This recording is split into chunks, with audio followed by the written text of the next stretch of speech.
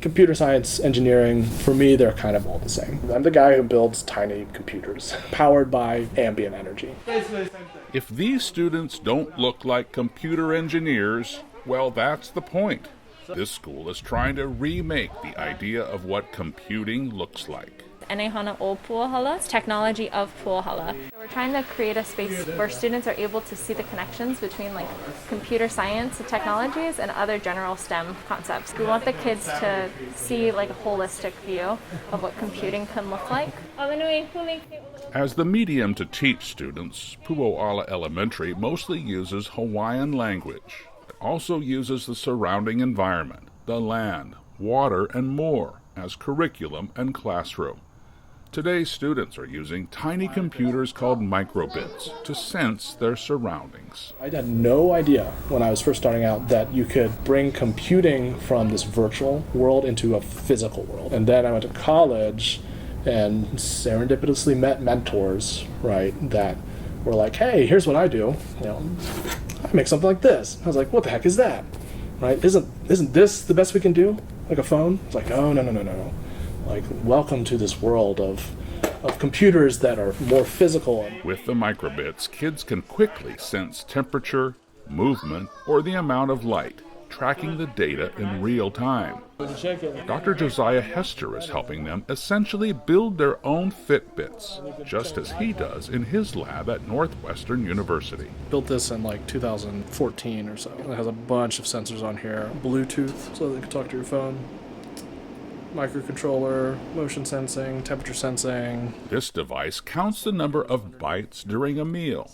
Hospitals are testing this toy with rehabilitating children. Kind of track their movement, like their motor movement, and that's really helpful for the physical therapists to figure out the progress of their treatment, basically. And for hospital workers, a smart mask senses a safe fit. This goes on your face, and we have a differential pressure sensor.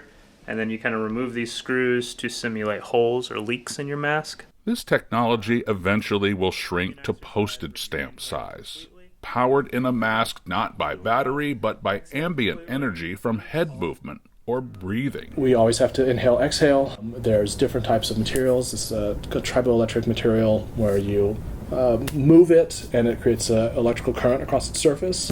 And then you can hook up leads to that and you can harvest energy off of this.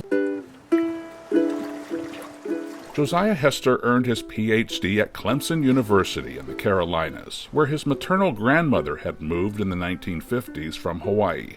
His parents met on the mainland before moving back to Oahu.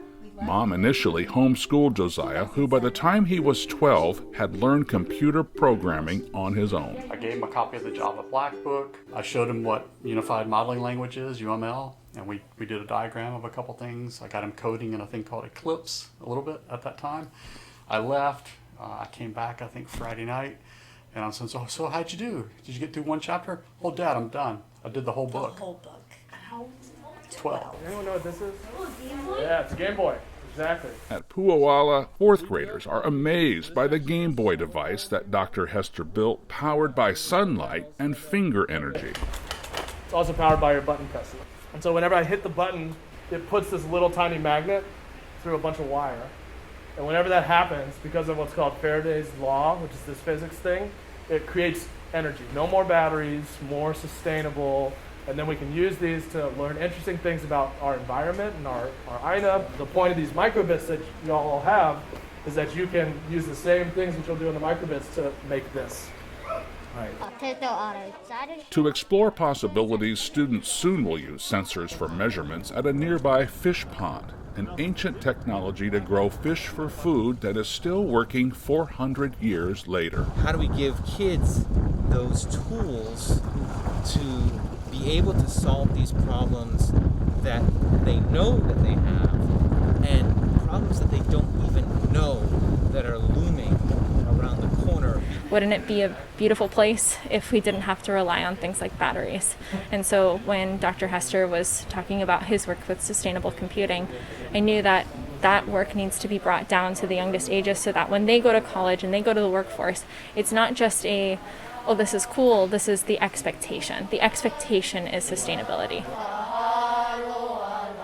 In the Hawaiian way, the students use song to say mahalo, thank you, to Dr. Hester and his Northwestern colleague Marcelo Worsley. There's really interesting, cool technical stuff, but the thing that's most exciting is being able to take that, like, oh, that's really hard. You know, only a few people can do that, and then being like, okay, suddenly now all of us can participate in it, including Native Hawaiian kids, indigenous kids can go, and I can go and code my soil-powered sensor. Right? I don't have to get a PhD to do this.